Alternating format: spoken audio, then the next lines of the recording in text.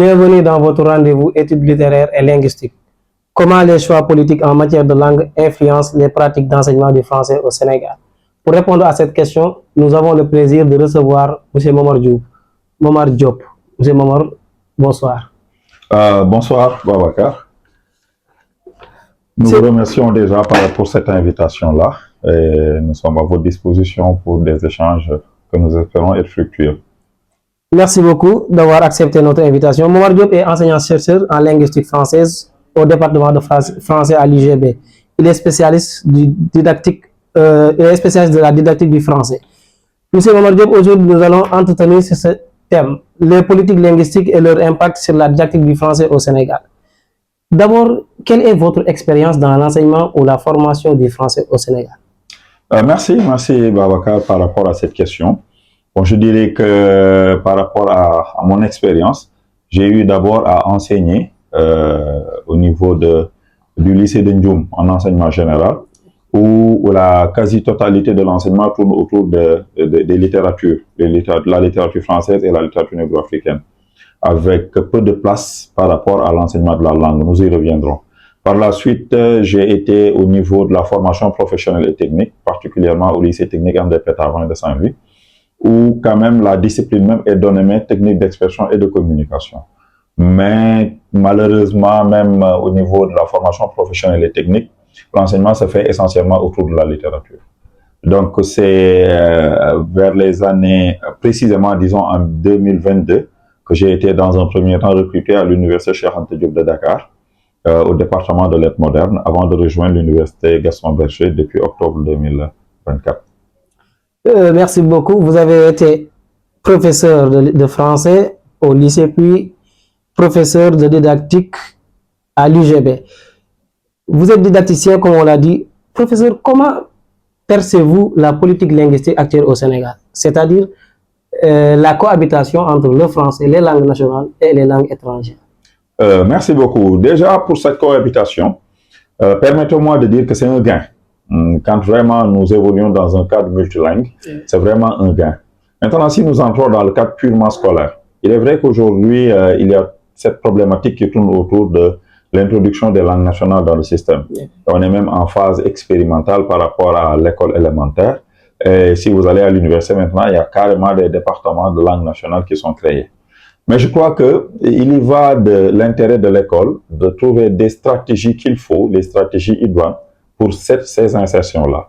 Et cela part dans un premier temps d'une codification très sérieuse de ces langues, et ensuite maintenant de la réflexion autour de est-ce qu'on doit parler de langue enseignée ou bien est-ce qu'on doit parler d'enseignement à langue. Il va falloir qu'on fasse la différence. Est-ce que l'objectif c'est d'enseigner toutes les disciplines avec les langues nationales ou bien est-ce qu'il s'agit de prendre ces langues nationales et de les considérer comme des outils de communication? Et pouvez-vous revenir sur cette différence entre langue d'enseignement et langue... Voilà, quand on dit langue enseignée, ça veut dire qu'on apprend à l'étudiant ou bien en tout cas à l'apprenant à manipuler une langue, aussi bien à l'écrit qu'à l'oral, comme ce qu'on avait l'habitude d'appeler au lycée langue vivante 1, langue vivante 2, etc. Par contre, de l'autre côté, nous parlons de langue de scolarisation, c'est-à-dire c'est la langue que l'on utilise comme outil par rapport à toutes les disciplines. C'est le cas, par exemple, du français au Sénégal, étant donné que nous sommes un pays francophone. Maintenant, il y en a beaucoup qui tirent vers le fait qu'on doit substituer cette langue française à des langues nationales, ce qui n'est pas chose facile. Je crois qu'on peut toujours insérer les langues nationales dans notre système, sans pour autant essayer d'en faire une substitution par rapport à la langue française. Ça, c'est mon point de vue. Donc, ce sont des langues qui doivent être enseignées avec une codification déjà très sérieuse, avec également une cartographie qui devrait respecter peut-être la présence des ethnies dans certaines zones. Ça peut également faciliter la transmission. Et maintenant, si ces langues sont enseignées de manière idoine et correcte, dans le futur, le temps que ces langues également puissent avoir un poids par rapport à l'interculturalité dont on parle, et c'est en ce moment maintenant que l'on pourra envisager les voies et moyens pour en faire des langues de scolarisation. Très bien, vous avez parlé tout à l'heure de politique linguistique. Pensez-vous que la politique linguistique au Sénégal est cohérente? Est-ce qu'elle est bien appliquée avec le système éducatif? Je ne dirais pas que ce n'est pas cohérent, je ne serai pas catégorique, mais je commence à émettre des réserves. Parce qu'aujourd'hui, si vous prenez déjà le nombre de langues qui est enseigné, je parle de langue étrangère, je parle de langue nationale. Si vous prenez également le système d'enseignement de ces langues-là, je crois qu'en termes de politique linguistique, nous n'avons pas encore bien fixé les buts et les objectifs.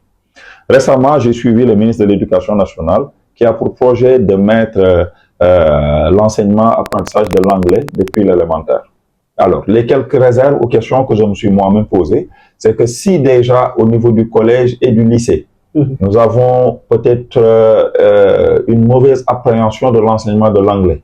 Vous pouvez faire des sondages, et je parle d'éléments très scientifiques, mais il y en a qui arrivent même au baccalauréat, 7 ans d'enseignement de l'anglais, et si vous prenez, il y a un petit échantillon qui est capable de manipuler la langue. Maintenant, c'est pourquoi en termes de politique linguistique, je crois qu'il serait mieux, dans le cadre de l'éducation nationale, de revoir la manière d'enseigner. Aujourd'hui, il y a ce qu'on appelle les méthodes d'enseignement qui évoluent. Nous sommes toujours soit à la méthode audio-orale ou bien avec la méthode structuro-globale audiovisuelle. Ce sont des méthodes que nous continuons à appliquer, alors que le monde évolue vers les méthodes l'approche actionnelle ou bien l'approche communicative qui facilite beaucoup mieux l'enseignement de la langue. Si vous prenez par exemple la méthode communicative, mais ça allie à la fois la grammaire et la communication orale. Donc on installe des compétences orales, mais également on installe des compétences écrites, en passant par, dans un premier temps, la compréhension de ces langues-là. Or, la manière dont on enseigne les langues étrangères, il est fréquent de voir quelqu'un qui peut avoir une très bonne note à l'écrit parce qu'il maîtrise les grammaires. On lui a enseigné à travers la méthode de traduction grammaire. Donc, il maîtrise bien, il a un 17. Et ensuite, maintenant, quand il s'agit de s'exprimer par rapport à la langue, on émet des réserves. J'ai l'habitude même de taquiner mes étudiants en leur disant que il y en a même qui sont au département de français et à qui est arrivé d'avoir 0 en dictée. Et avoir un texte suivi de questions, pour la même évaluation, il faut avoir 15 ou 16. Ça veut dire que c'est la méthode d'enseigner la langue qui pose des problèmes. Le français, c'est une langue enseignée ou une langue d'enseignement? Au Sénégal, le français est une langue, excusez-moi, d'enseignement. On l'utilise pour enseigner, et à travers toutes les disciplines. Ça également, des fois, il y en a qui disent, raison pour laquelle ils veulent insérer les langues nationales, c'est parce que pour certains, ça constitue un handicap.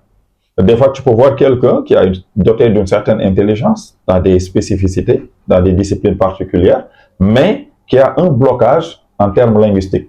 C'est-à-dire, tu lui demandes une solution en Wolof, en CRR, en Polar, il peut t'expliquer un phénomène, mais dès lors qu'il s'agit maintenant de l'évaluer avec la langue française, l'outil, la langue en soi pose problème. C'est pourquoi je dis que l'enseignement de la langue, en termes de politique linguistique scolaire, c'est la manière dont on enseigne la langue qui pose problème. Donc, le statut du français dans le milieu scolaire est menacé. À travers aujourd'hui les réformes qui sont en train d'être posées, et à travers même l'idéologie de vouloir se démarquer de tout ce qui tourne autour de langue étrangère comme étant le summum de notre éducation, on peut le dire. On peut dire que le français commence à perdre un peu pied. D'ailleurs, le fait d'introduire l'anglais à l'école élémentaire, je crois que c'est déjà un signal. Maintenant, dire menacer, peut-être que pour certains, ce serait trop dire, mais en tout cas, on est en train de trouver des astuces, des stratégies qui pourront permettre soit de substituer la langue française carrément par d'autres langues, nationales ou anglaises, même si on est dans un pays francophone, ce qui est aberrant d'ailleurs à mon niveau, ou bien peut-être de faire une cohabitation équitable des langues, ce qui va être très très difficile au niveau du système éducatif. Professeur, pensez-vous que nos langues peuvent remplacer le français dans le système éducatif? Déjà, pour qu'une langue soit très pertinente en termes d'éducation, il faut que ça soit une langue internationale. Moi, c'est ce que je dis. Il y a l'ouverture. Le tout ne s'arrête pas dans le pays. Donc, nous devons avoir des échanges, etc. Maintenant, imaginez, nous prenons le Wolof comme langue d'alphabétisation, comme langue de scolarisation. Mais alors, on va avoir un baccalauréat tout en Wolof, même si on a un bac scientifique, même si on a un bac en économie ou autre.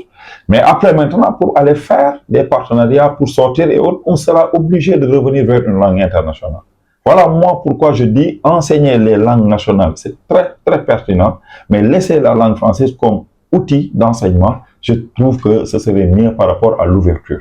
Maintenant, y greffer d'autres langues, comme l'anglais, comme l'arabe, comme l'espagnol, cela peut être toujours un bénéfice parce que nous sommes appelés vraiment à avoir des échanges avec des pays qui en font des langues officielles. Merci beaucoup, professeur. Parlons à présent de l'impact sur la didactique du français. En quoi les politiques linguistiques peuvent influencer les pédagogies? Oui, l'enseignement du français aujourd'hui, je vous ramène par exemple au collège où je dis que la didactique du français devrait être revue. Alors, nous applaudissons, nous magnifions vraiment les résultats que nous avons obtenus au niveau du brevet de fin d'études moyen, le BFM. Mais quand j'ai regardé les épreuves telles que nous les administrons aujourd'hui, alors là, je me pose des questions sur quel est l'objectif de la didactique du français au collège. Qu'est-ce qu'on est en train de rechercher? Si vous prenez aujourd'hui, je suis en train même de produire un article par rapport à ça sur le niveau en français des étudiants. Quand vous corrigez des productions d'étudiants, des fois, on se pose la question par où est-ce qu'il est passé pour arriver à l'université, particulièrement au département de français. En sachant que pour être orienté ici, il faut vraiment avoir une très bonne note en français. Mais le niveau, surtout à l'écrit, laisse à désirer. Raison pour laquelle maintenant, moi je me dis, les réformes qu'on est en train de poser par rapport à la didactique du français ne règlent pas le problème. Bien au contraire, ça contribue à encore malheureusement affaiblir le niveau que nous avions par rapport à nos apprenants. Ben, en quoi faisant, aujourd'hui, tout tourne autour d'évaluations fermées. Il y a des QCM pour la dictée, ce sont des dictées à tout. Voilà, donc on te donne un texte où il y a des mots, on a commis exprès des fautes, etc. Alors, qu'est-ce qu'on est en train de rechercher? Est-ce que ça permet après à l'apprenant de pouvoir par lui-même constituer des textes? C'est juste pour tester si telle leçon a été comprise? Tout à fait. Donc, je me dis que la dictée aujourd'hui revient même à revoir en même temps le texte suivi de questions. Parce que c'est juste pour vérifier est-ce que les règles grammaticales qu'on a eu à appliquer en classe peuvent être retrouvées dans un texte par l'apprenant. Donc ça, c'est l'objectif du texte suivi de questions. Alors que la dictée nous permettait en un moment de savoir quelle est la capacité à rédiger un texte sans pour autant commettre beaucoup de fautes. C'est pourquoi aujourd'hui, la didactique du français, moi j'en arrive à un stade où je dis que de la même manière qu'on est en train de faire des réformes pour insérer l'anglais, pour parler de langue nationale, on doit également revoir carrément la didactique du français, étant donné que c'est notre outil d'enseignement. Donc le problème ne se situe pas seulement au niveau des élèves, mais sur le programme. C'est le programme en soi-même. Je dis dans le cadre carrément pédagogique, la manière dont on enseigne, c'est là où se trouve le niveau. Professeur, avez-vous observé des changements par rapport aux pratiques linguistiques qui sont en vigueur? Des changements, oui. Sauf que, Babacar, ces changements, à mon niveau, ne sont pas du tout des changements encourageants ou bien positifs. Les changements que je note par rapport aux politiques linguistiques dans ce pays, ce sont des changements qui malheureusement ternissent, si je dis pas un mot peut-être assez lourd, mais je mesure bien le poids, ternissent le niveau même. Tout le monde est en train de crier un peu partout que le niveau des apprenants aujourd'hui est très faible. Ça revient, ça revient, ça revient. Maintenant, cela est dû à quoi? L'éducation au Sénégal, la base, avant que l'on parle de compétences, de scientificité et autres, mais la base, c'est un bon niveau de langue. C'est une bonne manipulation de la langue. Maintenant, quand on émet des réformes, et que ces réformes, à chaque fois qu'on en pose une, on se rend compte après que le niveau est en train de baisser progressivement, ça veut dire que ces réformes ne sont pas du tout adaptées. Est-ce que c'est pas précipité en réalité? La majeure partie des réformes sont des réformes qui ont été installées de manière à ce que ça soit trop précipité. Genre, je reviens sur l'exemple, l'anglais qu'on doit enseigner à l'élémentaire, je ne suis pas contre, mais je suis toujours d'avis que cela n'a pas été mûrement réfléchi et que cela n'aura pas d'impact. J'ai donné l'exemple à mes étudiants de la langue arabe que l'on enseigne à l'élémentaire. Si quelqu'un se limite à cet enseignement-là, il ne pourra jamais manipuler la langue. Parce que c'est 15 minutes, 30 minutes par jour, etc. Et à la limite, même au niveau de l'évaluation, ça ne pèse pas. Si on doit reprendre encore la même formule pour l'enseignement de l'anglais, je dis que vraiment, c'est juste une réforme que l'on veut mettre, mais sans pour autant avoir vérifié quelles peuvent être les retombées par rapport à nos politiques linguistiques. Professeur, les programmes officiels du Sénégal tiennent-ils compte du multilinguisme? Parce qu'on est dans un pays multilingue. Du tout. Dans l'enseignement élémentaire, secondaire, moyen, jusqu'à même, je dirais, universitaire, on ne tient pas compte de ce multilinguisme. Et même l'enseignement en soi, la didactique même du français, vous ne rencontrez carrément cette didactique que quand vous allez dans l'enseignement supérieur. Si vous allez à l'élémentaire, nous avons tout simplement un enseignement des règles par rapport aux différentes langues. Et si vous allez au niveau du moyen secondaire, nous sommes plus dans l'enseignement apprentissage de littérature, même si nous dénommons la discipline française. Quand vous allez en classe au lycée, la discipline, on l'appelle français. Mais ce que l'on fait en classe, ce n'est pas l'enseignement de la langue, mais c'est plutôt l'enseignement apprentissage de littérature. Ce qui fait que, d'ailleurs, je l'ai dit, il y a rupture. Après la classe de troisième, il n'y a plus d'enseignement de langue et on revient à l'université dans presque toutes les filières. Soit on est obligé de faire des cours de technique d'expression, des cours de communication orale pour essayer de remédier ce que l'on a laissé 3 ans sans pour autant implanter quoi que ce soit en termes d'enseignement. Donc pour vous, il y a une rupture totale. Il y a une rupture totale et qui se note quand les étudiants arrivent à l'université. Nous tous, nous avons d'ailleurs eu à s'être étonnés quand on faisait des cours de technique d'expression, que l'on nous donne vraiment des règles en termes d'accord, en termes de participation, qu'on venait fraîchement de découvrir. Ou bien même qu'on avait carrément oublié, parce que entre la seconde, la première et la terminale, il n'y a pas d'enseignement, il n'y a pas de didactique du français, il n'y a pas de didactique de langue du tout. Professeur, pensez-vous que l'introduction des langues nationales est un soutien pour le français ou contre le français? A priori, ça doit être un soutien pour le français. Moi, je suis pour, pourquoi pas, la notion de transfert en linguistique. On nous dit qu'il est bien des fois, quand on fait un enseignement-apprentissage, surtout en tenant compte de la culture et des différentes civilisations, ce n'est pas bien d'exclure carrément la langue maternelle de l'apprenant.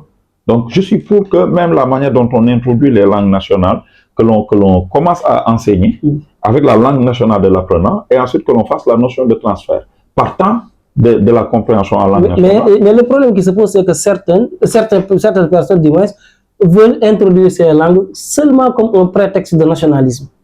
Ce qui n'est pas du tout souhaitable. Vous savez, aujourd'hui, je reprends notre président poète Léopold Sédar Senghor, qui nous parlait de civilisation de l'universel, qui nous parlait de la mondialisation. Nous sommes vraiment dans un monde où, aujourd'hui, en termes de politique linguistique, il faut s'ouvrir.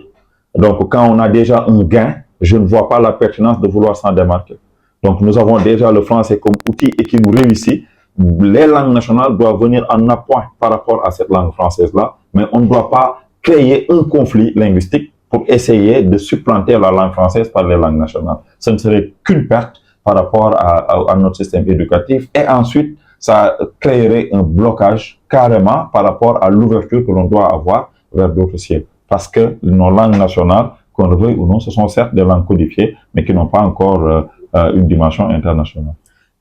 Non seulement ces langues, donc, à votre avis, devraient être un soutien tout à fait pour l'apprentissage, mais il ne l'est pas parce que la façon dont ces langues sont introduites n'est pas convenable. N'est pas convenable. À mon niveau, c'est pas convenable. Parce que pour moi, tout devait partir d'une compréhension à partir de la langue de base. Je suis Wolof. Pourquoi pas en classe de CICP, on commence à m'enseigner les rouages de ce que je dois connaître à travers ma langue, mais après que l'on assure convenablement cette notion de transfert vers la langue française. Et ça, pour ça également, il y a des spécialistes.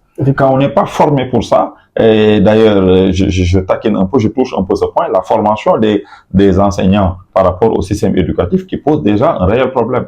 Quand un enseignant peine à s'exprimer convenablement, alors naturellement, par rapport à ses apprenants également, il ne faut pas que l'on soit surpris de voir certains qui ont des couacs par rapport à la langue.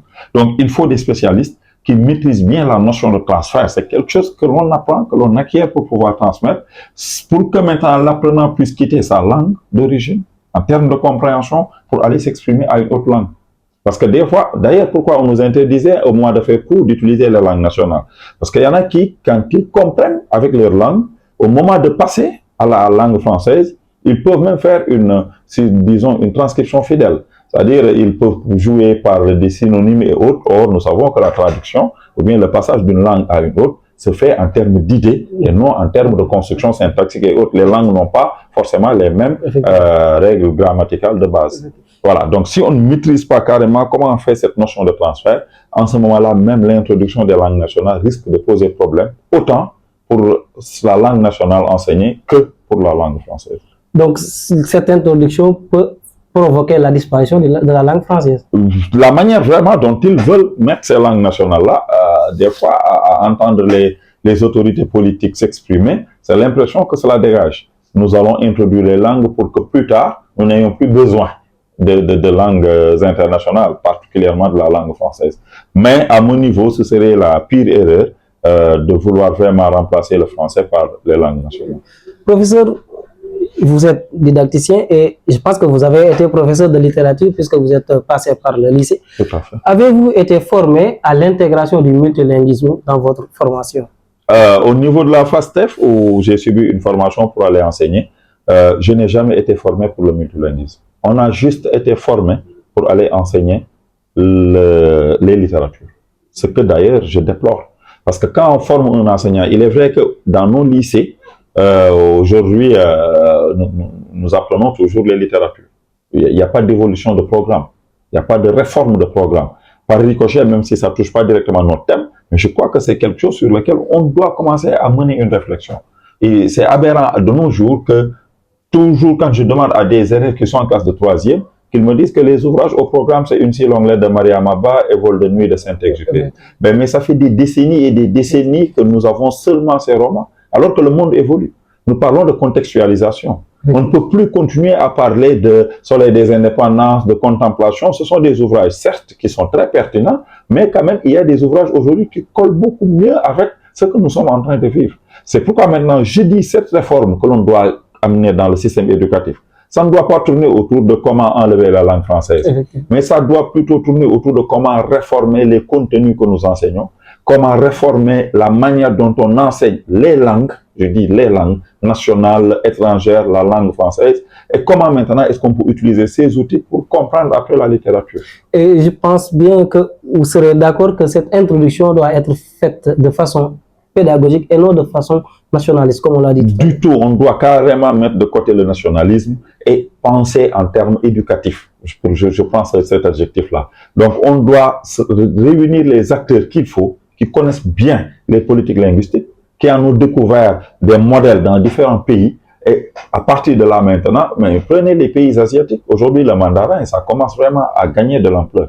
Mais ça ne veut pas dire qu'ils ont combattu la langue anglaise. Quand ils ont su que c'est vraiment une langue internationale qui peut leur permettre de faciliter surtout les échanges en termes commerciaux autant pour moi, qu'est-ce qu'ils ont fait? Ils ont maintenu l'anglais, mais après ils ont fait la promotion également de langue. Et il y a une cohabitation. Si vous allez en Chine aujourd'hui, mais on te fait un TOEFL en anglais si tu viens d'un pays francophone, avant même de t'apprendre le mandarin. Ils comprennent l'urgence d'avoir des langues d'ouverture qui peuvent leur permettre de sortir. Maintenant, au même moment, nous, au lieu de donner encore beaucoup plus d'importance à la langue française, plus d'autres langues étrangères qui facilitent l'ouverture, malheureusement, il y en a qui, comme vous le dites par nationalisme, sont en train d'émettre des idées qui peuvent être dangereuses par rapport à notre politique linguistique. Effectivement. Parlons des défis et perspectives des langues nationales.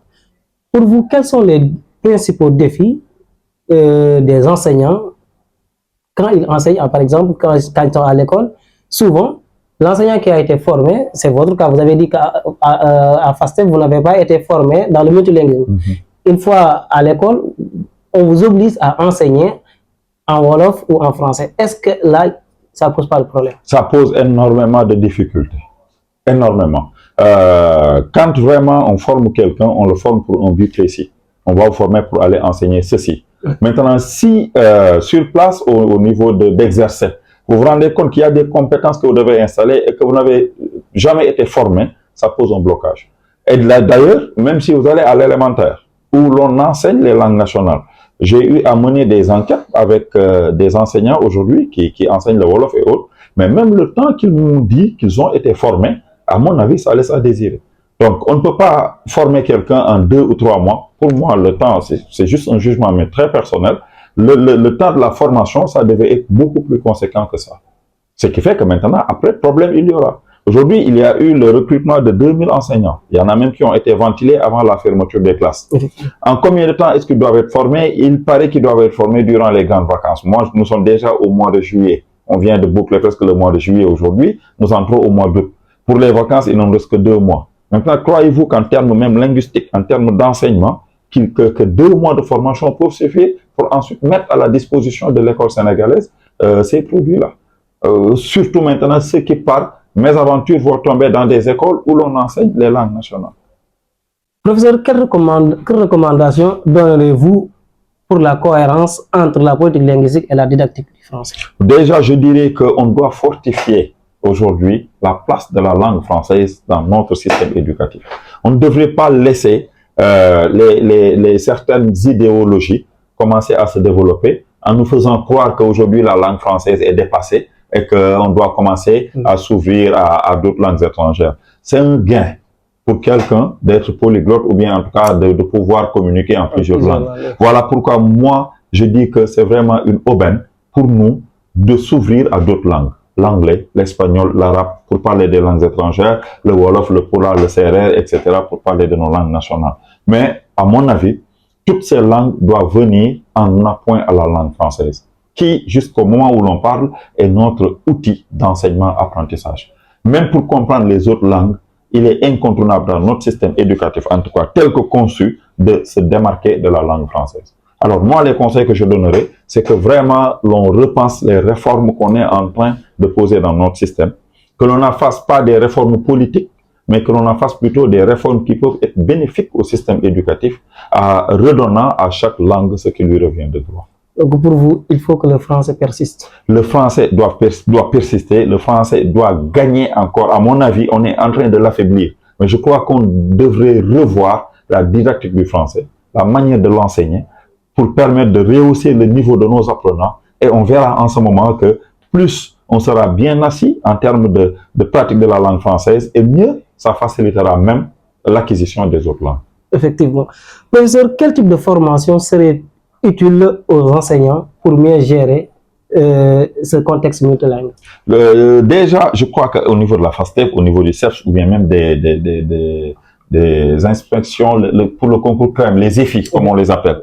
Je crois que déjà, il est temps que l'on commence à y avoir des enseignants en langue nationale. D'une part, étant donné que nous sommes vraiment dans l'introduction de ces langues nationales. Mais il est temps également que l'on revoie. Moi, j'ai fait la formation de la FASTEF.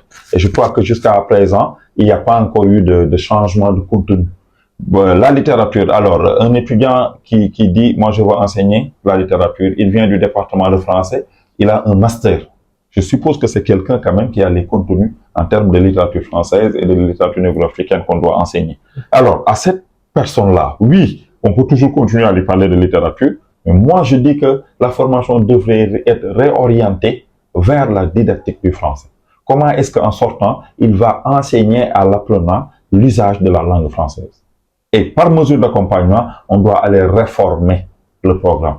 Parce que le programme que nous sommes en train de dérouler au niveau des lycées, malheureusement, ce sont des programmes obsolètes qui ne tiennent plus en compte l'évolution du monde dans lequel nous nous situons. En termes scientifiques, mais en termes également littéraires.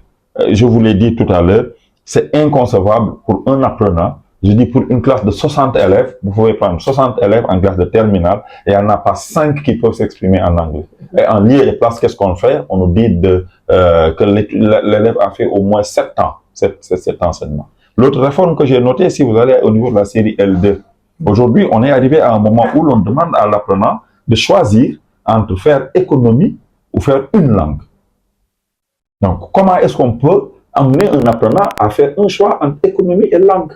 Il n'y a aucun lien. Quel profil on est en train de chercher?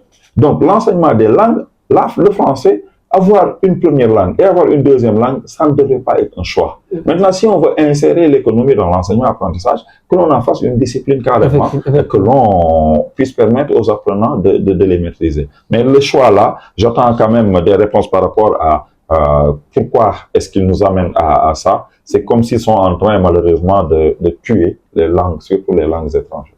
Professeur, pensez-vous pas que les bonnes ressources doivent être orientées à l'école primaire? Parce qu'en réalité, c'est là où le bas blesse.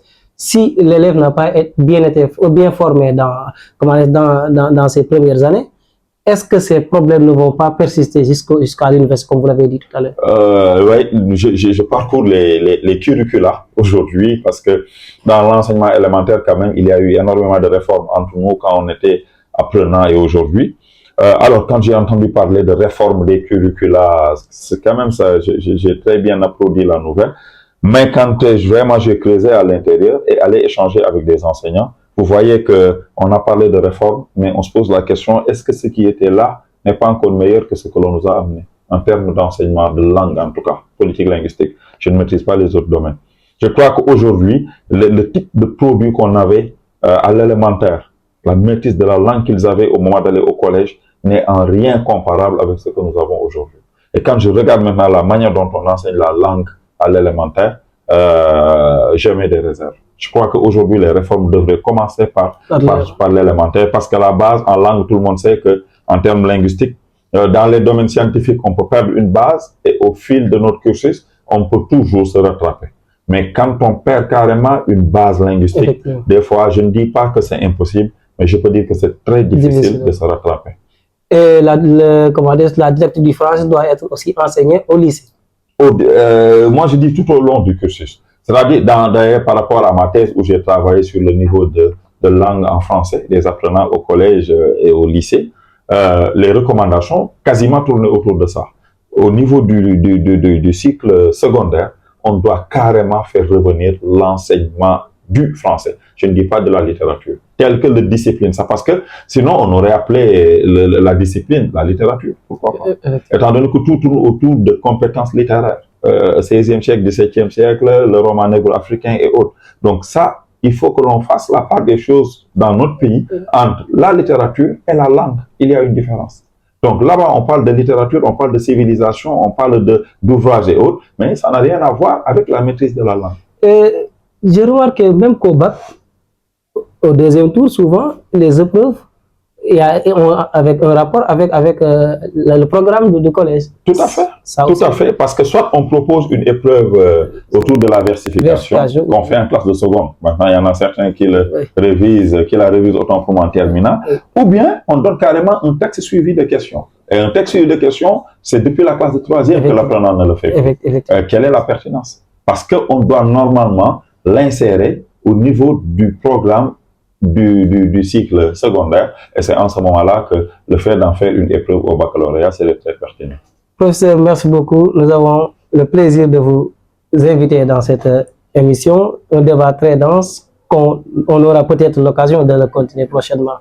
Tout à fait, Babacar. Le plaisir, en tout cas, est partagé, et je vous remercie de m'avoir permis, en tout cas, de sortir ces mots, parce que depuis, je suis en train de chercher des tribunes pour porter ce combat. Aujourd'hui, l'insertion de la didactique du français carrément au niveau des curricula d'enseignement élémentaire, moyen et secondaire. Merci beaucoup et merci à notre réalisateur Souleymane Ndiaye. Nous vous donnons rendez-vous pour un autre numéro.